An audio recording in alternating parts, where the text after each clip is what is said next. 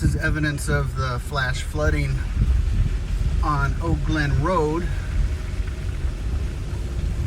The big bulldozers were just here clearing away the mud. Looks like the road is still blocked up ahead, but the flash flooding has subsided enough to where I can drive through. So let's go check it out. Obviously not going to get past that roadblock, but you can see how high the mud level was that they bulldozed away. Looks like we got a deputy there, not letting cars go by.